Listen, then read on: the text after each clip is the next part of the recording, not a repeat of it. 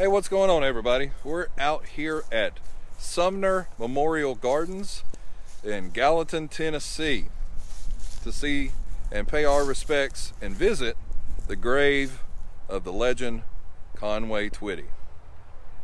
Now, this is a very unique cemetery, or some of the way they're doing some of the graves, and I'm excited to show you, because the one thing about visiting these graves is every cemetery has its kind of, its own thing. Some are very normal, but some are also different. They have their own way of doing things. And let me get the ad out of the way. First of all, I want to say the wind is blowing like crazy. You can see the flag. I mean, it's really getting it today. So let me get the ad out of the way and say, if this is your first time here, hey, welcome. I hope you enjoy the content. If you do, please consider liking, subscribing, sharing, all that stuff. And if this isn't your first time, hey, welcome back, and I hope you enjoy this little visit. So I'll walk over and show you guys what I was talking about. So Conway Twitty was born Harold Lloyd Jenkins on September 1st, 1933 in Friars Point in northwestern Mississippi.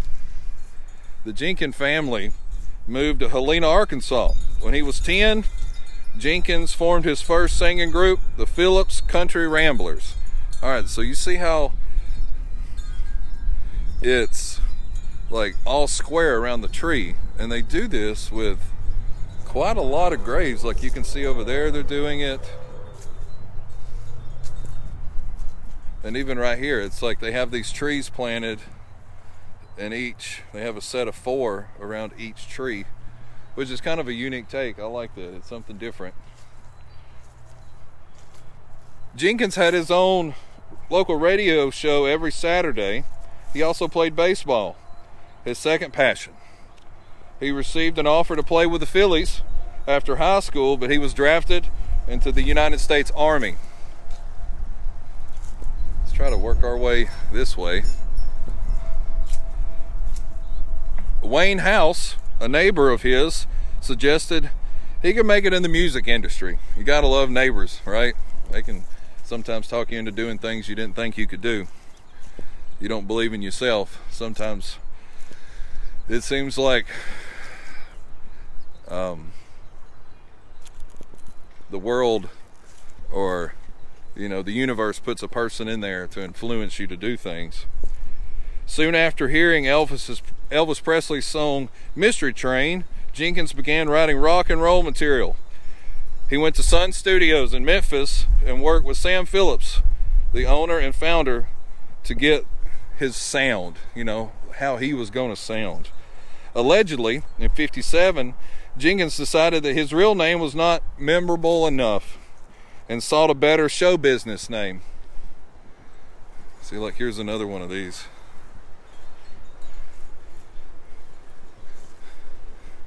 Looking at a road map, when he spotted Conway, Arkansas, and Twitty, Texas, he then chose the name Conway Twitty. God, I don't want to step in an ant bed either. In '58, using his new stage name, his fortunes improved, and a radio station played the B-side of It's Only Make Believe, the song written between sets by Twitty and drummer Jack Nance. The record took nearly 1 year to reach and stay at the top spot on Billboard's pop charts, but after it did, it became number 1 in 21 other countries, becoming the first of 9 top 40 hits for Conway. Twitty always wanted to record country music, and beginning in '65, he did just that. DJs on some country music radio stations refused to play his first few albums because he was known as a rock and roll guy. How times have changed, huh? However, he had his first top 5 country hit, The Image of Me, in July of '68, followed by his first number 1 country song, Next in Line, in November of the same year. Let's take a walk around this and let's see what we can find.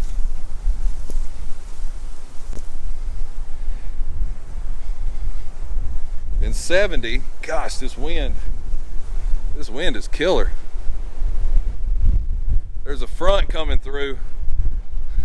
I swear it's like 30-mile-an-hour winds coming through here. So in '70, Twitty recorded and released his biggest country hit, Hello Darling, which spent 4 weeks at the top of the country chart and is one of Twitty's most recognized songs. Like, what would country music be without that song, right? Okay, so this is just the backside of all this.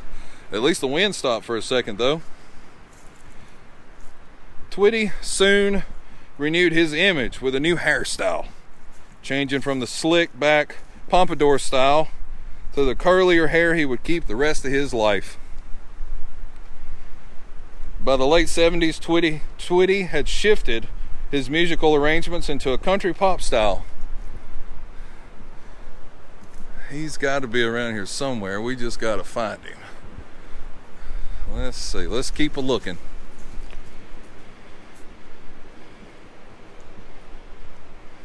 His next 23 consecutive singles all made it to the top 10, with 13 peaking at number 1. Okay, so let's keep going this way. We got to look for Jenkins. Alright, so we've came over. See, we were right over there earlier, and now we're over here.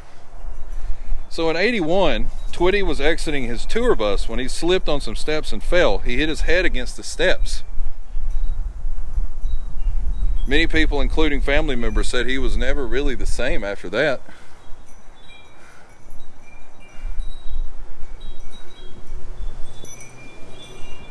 Wow, who would think? Maybe I passed it. I don't know, guys. Maybe y'all saw it, but I'm gonna find it if we don't get blown away.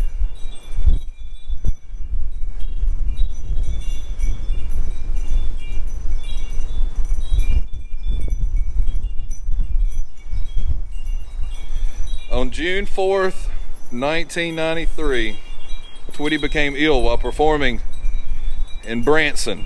He collapsed on his tour bus after the show and was rushed to the hospital. He was rushed into surgery, but died of an aneurysm in the early hours of the following morning at the hospital.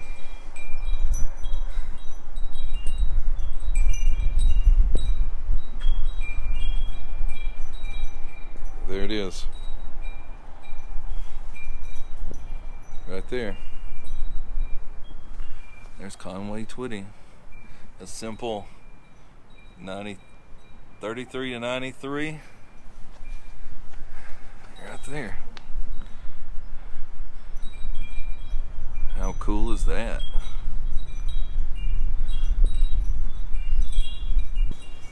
So yeah, that was the grave of the legend Conway Twitty. I'm standing on the backside of all of this because, man, that wind is killer. And I want to say thank you to the people that suggested it. I'm going to put you up right here. And if you've made it this far, thank you so much. You don't know what it means to me to be able to come and do this stuff and show you where legends like this are buried and all the other exciting historical stuff that, you know, may come along the way. And also, we have a member section that I'll put up here so you can see, you know, what that is, and that helps me to get to places, you know, get some gas, get some food and stuff like that. And you know what, if you can't do that, that's cool too, because just watching and sharing and liking the stuff that you do helps me to be able to travel to the places that I get to do and that you get to see. Like, me and you get to go together on these adventures and see these things. And also, inside the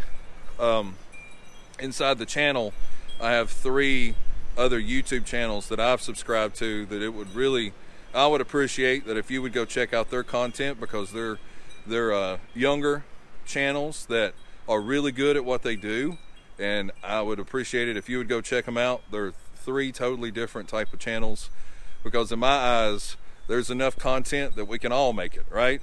That if you can watch my 8 or 9 minute video, there's plenty of other people that are doing the same thing that don't have as many subscribers, that are just as good, if not better than me. And I hope that we can help bring light to those people. So if you know of any other channels that are, you know, that are struggling, let me know, and we can, you know, we can all get through this together, right? Like, there's enough for us to all eat, right? We can all have subscribers. We can all do videos. There's no point of us trying to outdo each other or anything like that. Let's all come up together as one, and we could do this together. And hey, man, I can't thank you guys enough. Let's go over here and do our little thing, because you know what, God, we're gonna get blown away. You never know what you're gonna find on the back roads. Thank you guys so much. I'll see you on the next one.